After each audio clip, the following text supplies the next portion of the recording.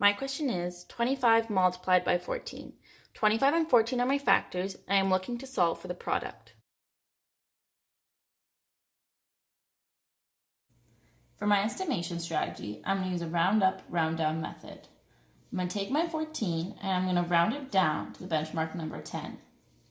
Although 25 is a benchmark number, I'm going to round it up to the benchmark number 30 since I rounded 14 down. When I'm multiplying, I know 3 times 1 is 3, and then I need to take into account the place values. So since they're both tens, I need to add the 2 zeros at the end, which gives me an estimation of 300. For my array model, I have 25 down the column and 14 units across the top. And now I'm going to multiply across.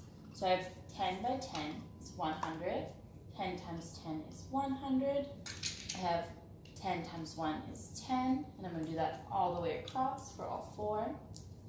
Then I have 10 times 1 is 10 again, I'm going to do that all the way across. Now I have 10 times 1 is 10, and I'm going to do that all the way down. Finally, I have 1 times 1 is 1. So I'm going to bring my 1's units. I'm going to do this all the way down.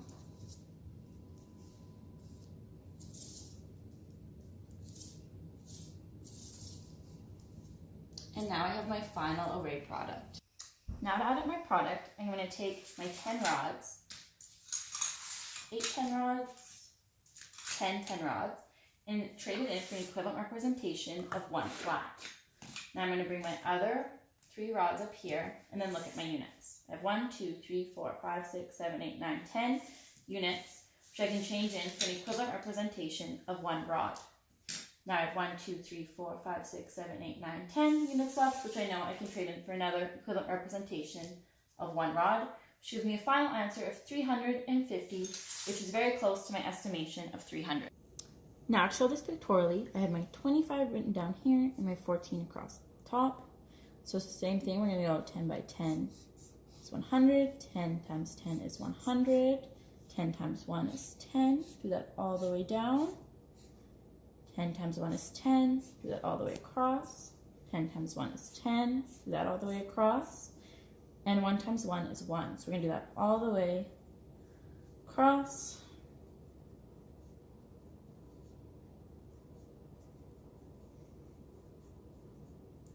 Now we're going to regroup like we did in the other problem. So we have 2 flats plus, we're going to take 10 rods, which equals another flat. Then I have 3 rods left. Now with my units, I'm going to count up 10. So 1, 2, 3, 4, 5, 6, 7, 8, 9, 10 units will give me another rod. And then 1, 2, 3, 4, 5, 6, 7, 8, 9, 10 units will give me one other rod, which gives me the answer of 350. To solve this problem symbolically, I'm going to use the area model schematic. So we have 14 split into its tens and its ones, and a 25 split into its tens and its ones. Similar to the other models, we are going to multiply across to find the partial products. So 20 times 10, I know 2 times 1 is 2, and then I need to take into account their place value, and I need to add the 2 zeros. Now I have 20 times 4, I know 2 times 4 is 8, and then take into account the place value, which gives me 80. 5 times 10, 5 times 1 is 5, take into account the place value, 50. And now 5 times 4, with skip counting, I know is 20. Now I need to add up all of the partial products to get the final product. So I have 200 plus 50 plus 80 plus 20. To make this easier for myself, I know 80 and 20 give me an answer of 100. So I'm going to cross those out. Now I know 200 plus 100 is 300 plus 50 gives me an answer of 350.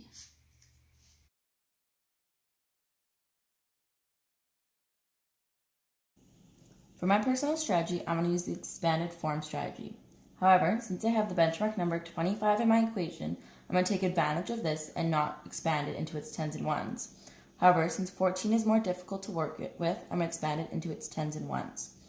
So 25 times 10, and then 25 times 4. I know 25 times 10, 25 times 1 is 25. And I take into account the place value and add the 0 at the end. 25 times 4, we skip counting, I know is 25, 50, 75, 100. So I'll put 100 there. And now I need to add up my partial products, which gives me a final answer of 350.